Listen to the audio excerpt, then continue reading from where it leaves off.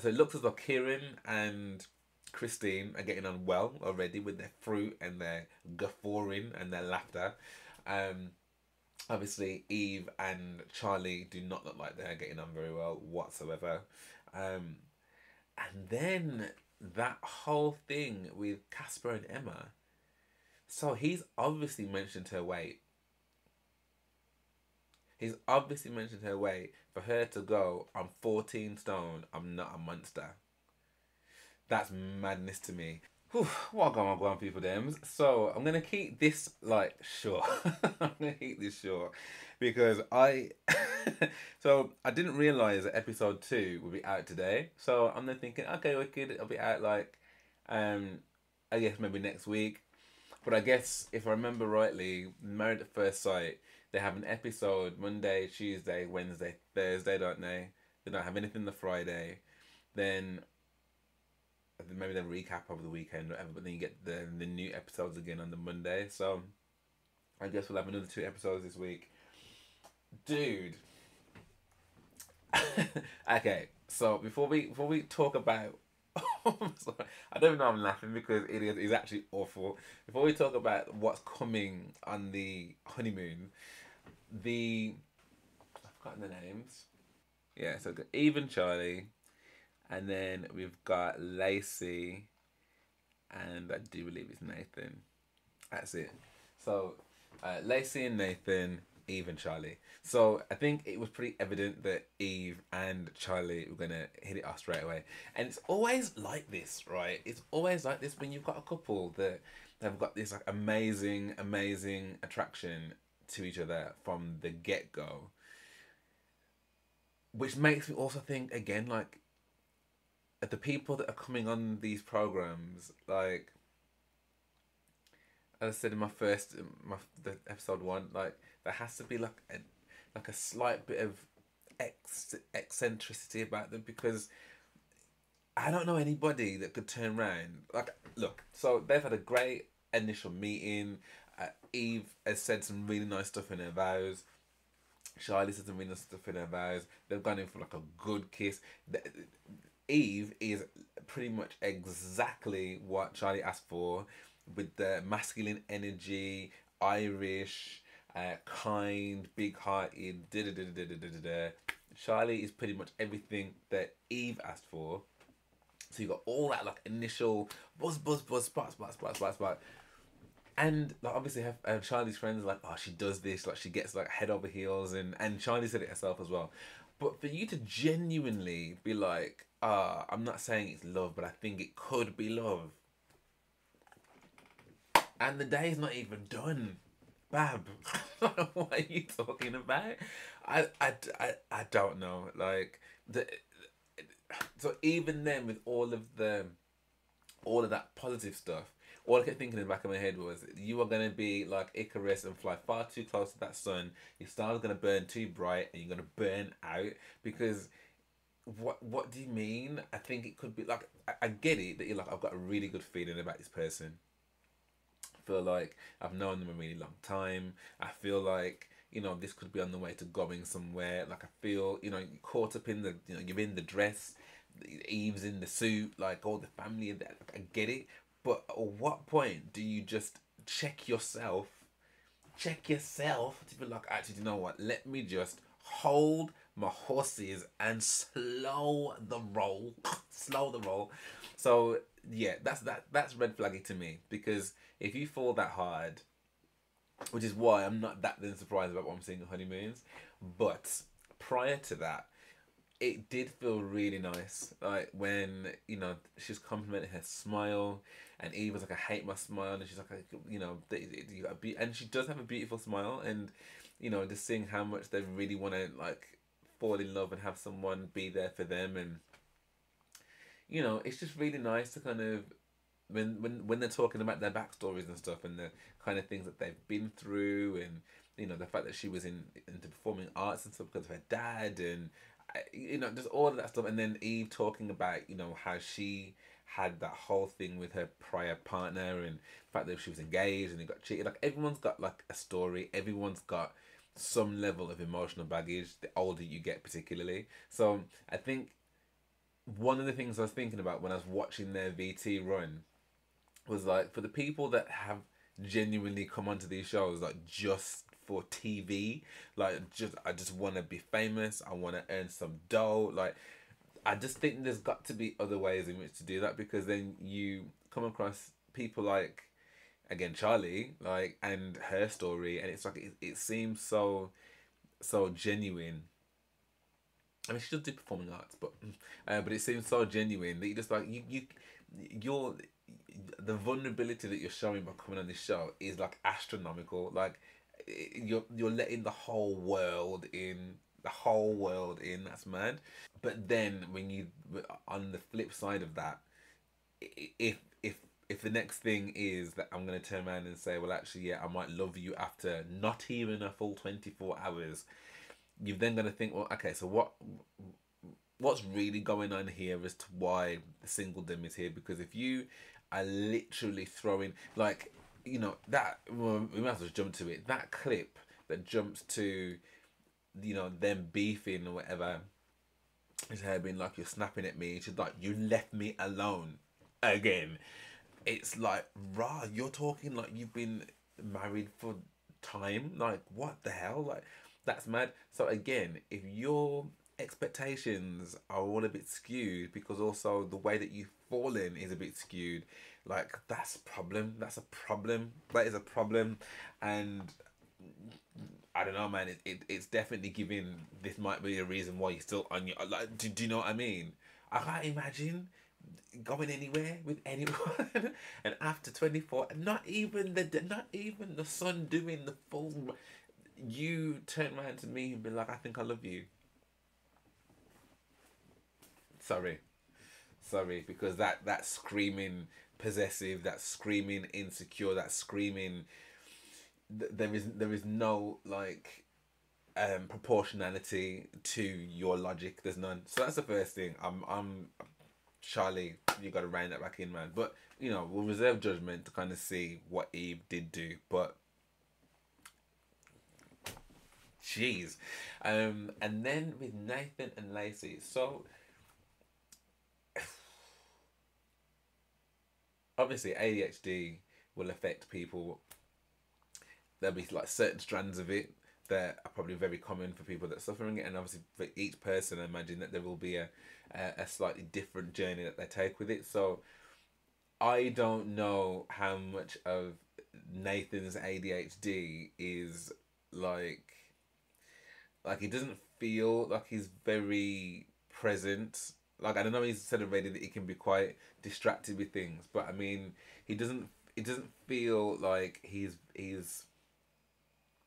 I don't know. Like it just like he just doesn't read the room. Do you know what I mean? I don't know if that is a symptom of that or not, but there's just been a couple of things that I'm just like, yeah, he's got this look, this aesthetic that, yeah, he's a good looking guy. Do you know what I mean? He's a good looking guy, but then, we're seeing 50 minutes of, well, not even 50 minutes, like half an hour, of probably airtime for him on that particular episode. So it's hard to just make a judgment, but just from kind of Lacey's responses and stuff, I don't know, man.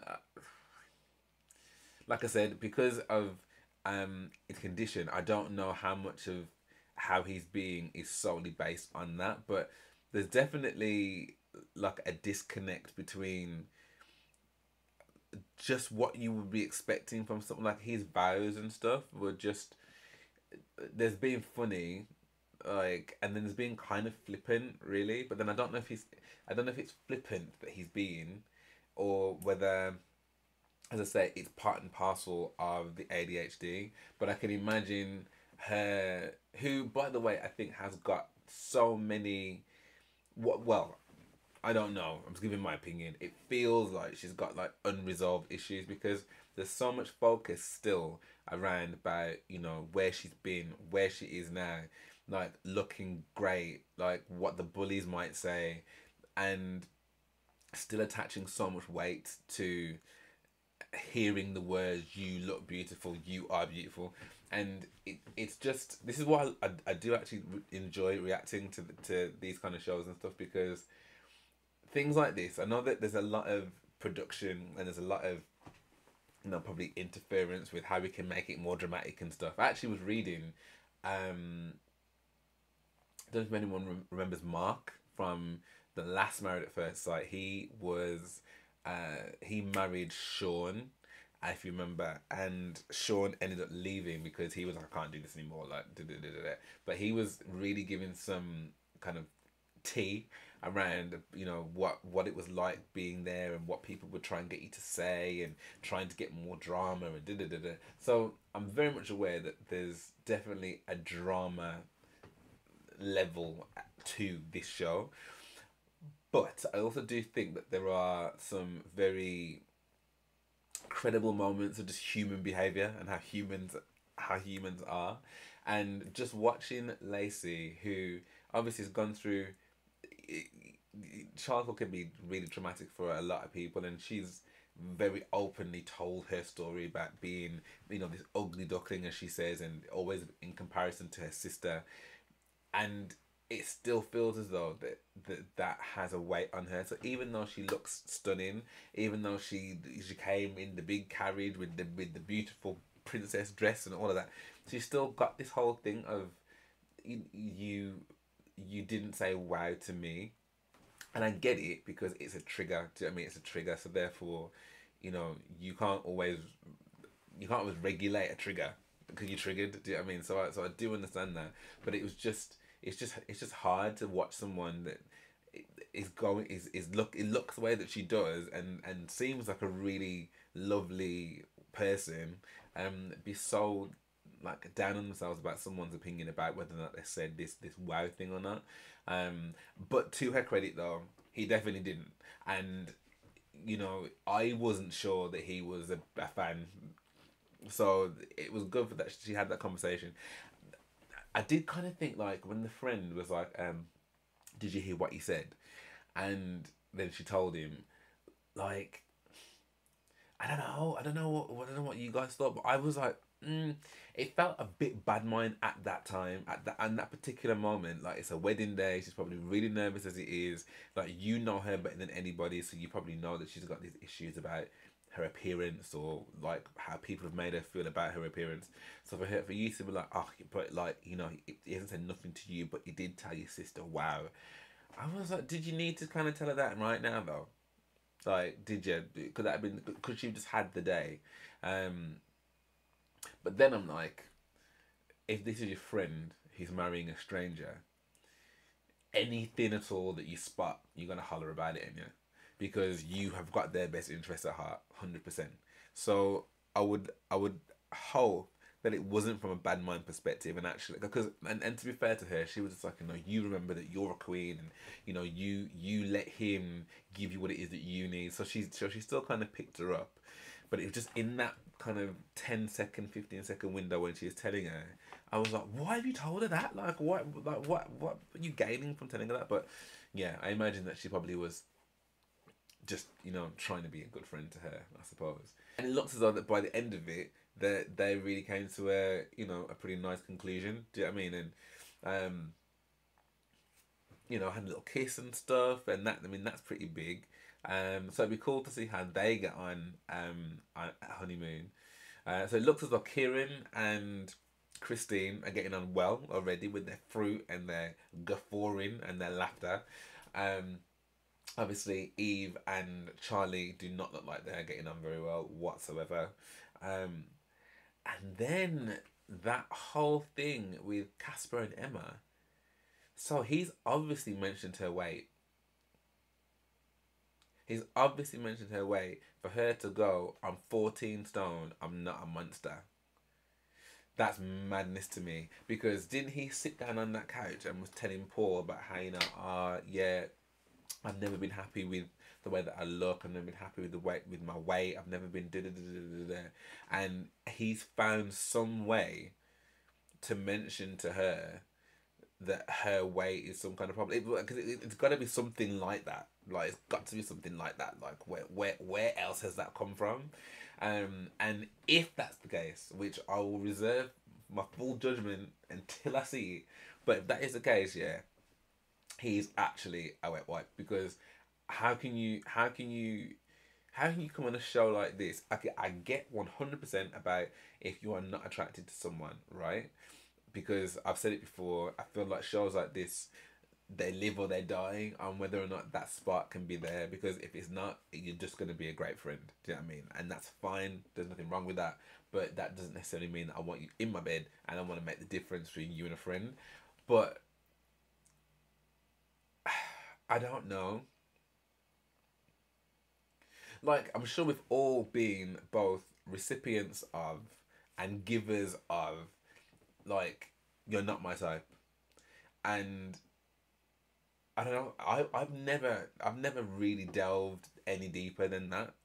Like, I've never had to say to someone, the reason you're not my type, yeah, is because it's just that the vibe isn't there, and I'm not feeling you in that way. You haven't got to kind of pick apart someone's physical characteristics or whatever, things that they can't change, or things like their weight, or I can't. I'm just trying to think, what could he have possibly said to get her to be like, I'm 14 stone, I'm not a monster. That's madness to me. That's absolutely madness, and not even that far along. It's just on the honeymoon. So, ooh. And for him to be like, I want to fall in love, and it's absolutely nowhere to be seen. Like, I don't know. I don't know. I just feel like sometimes people get on these shows and stuff, and they forget, like, what sauce it is that they're bringing to the table. Because I'll be real, fam. Like, I kind of feel like whatever route or road that you've been matched. Do you know what I mean? I feel like you've been matched. So I don't know what ideas it is you have that have not been, or what it was that you were expecting. As soon as Emma was like, oh, a pudgy faced posh boy or something like that, I was like, oh, brilliant. Like, she's that's exactly tick tick tick tick tick. So I'm really shocked that he gotta go. I'm just, yeah. I need to see.